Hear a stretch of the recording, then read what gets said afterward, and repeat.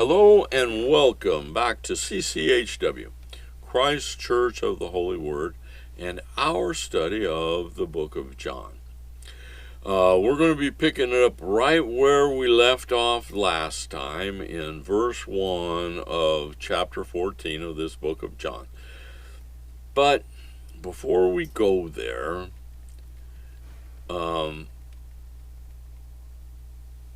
this next chapter begins to really deal with the coming of Christ's death, the crucifixion, and then, of course, resurrection. But I'd like to address at this point in time a question that's often asked, and it kind of goes, why? Why did God feel that it was necessary for him in a human body, in a human form, to be put to death as a sacrifice for us living in this world of flesh? And I've always found that as a very interesting. I mean, there's no bigger sacrifice than what Jesus made on that cross. So I understand the question out there and why so many people wonder about it. Let's go. The book of Hebrews, chapter 2. I'm going to put this on the screen for you, so if you don't want to flip over there, you can read it off the screen. But we're going to go to Hebrews chapter 2 and find the answer to why Jesus was about to allow himself to be put to death for us. Hebrews chapter 2, we're going to pick it up in verse 14. I'll put it on the screen for you. And verse 14 reads, "For as much then as the children of God, are partakers of flesh and blood." They're born into flesh and blood. Remember, we're ordered, all souls from above into the flesh before they can return. So the children are partakers of flesh and blood. He also, Jesus himself, likewise took part of the same. He was born in the flesh too. That reason, through death, dying on that cross, he might destroy him that had the power of death, that is the devil. Now, friends, the power of death that Satan holds is spiritual death. That's the only death that really matters. Once you come to full understanding of what God's plan is and what this world is all about, and everybody dies in the flesh. It's those that die spiritually, your soul dies. And if you follow him, Satan, and worship him, Antichrist, it will kill you spiritually.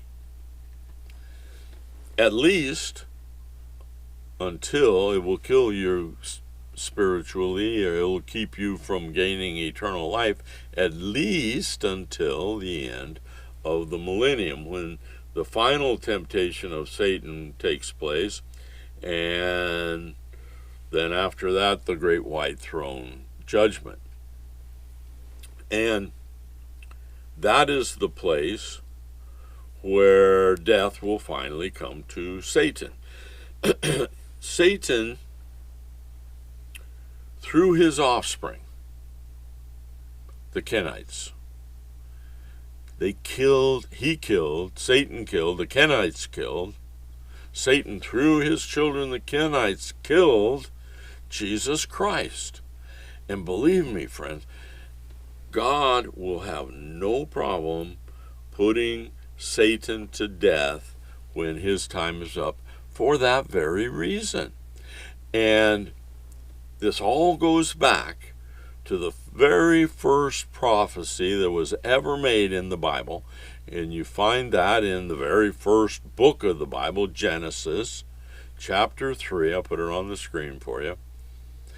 And in this book of Genesis, chapter 3, God says, he states, that he put enmity, that's division, between the serpent's seed, I hope you know who the serpent was, beloved, and the woman's seed.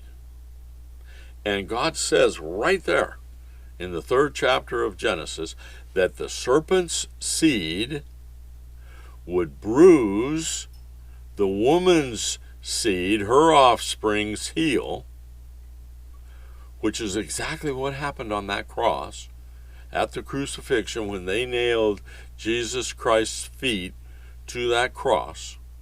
They bruised his heel. And then the prophecy, 3rd chapter of Genesis, goes on to say that the woman's seed, would crush Satan's head. At the end of the millennium, that's going to take place, friend. All prophesied in the first book of the Bible. So, let's continue in Hebrews, Paul explaining this fascinating God himself born into the flesh to die on the cross. Verse 15, Hebrews chapter 2, and deliver them who through fear of death, it's you and me, friends, were all their lifetime subject to bondage. Why, if that's you and me, why have we been subject our entire lifetime to bondage? Well, we aren't. That's the key. He's speaking of those, he's speaking of those that had not been born after the crucifixion. So up until the time that Christ was born, all humans were born into bondage. Why? Because they were condemned to live by the law. And the only way that you could attain salvation, eternal life, was to live perfectly by the law. And nobody can do that, friend. I don't care. Watch out for pride. If you're honest with yourself, you know that you have sinned. We all have. And the problem with sin, before Christ, there's no way to be forgiven for it. And therefore, everyone born before Jesus Christ was condemned to a life which included denial of a path to eternal life. Let's continue. Verse 16, Hebrews chapter 2. For verily, he, Jesus Christ, took not on him the nature of angels. He didn't come down as some supernatural being, but he took on him the seed of Abraham. Jesus was born into flesh body as an Israelite, beloved. 17. Wherefore, in all things it behooved him to be made like unto his brethren, like unto his children, that he might be a merciful and faithful high priest in the things pertaining to God, to make reconciliation for the sins of the people. So in other words, this is saying God did this in order that he would understand through experience the trials of the flesh, so he could be Jesus as our judge through the millennium can be a just judge because he knows the trials of the flesh. 18. For in that he, Jesus himself, hath suffered being tempted, he is able to secure them that are tempted. Friends, there's your answer. So that he is able to secure them that are tempted. This word secure means to aid, to help, to relieve temptation of his children. So there you have it. That's why you will hear me say that God will never ask you to do something that he hasn't done. Because he's done it, friend.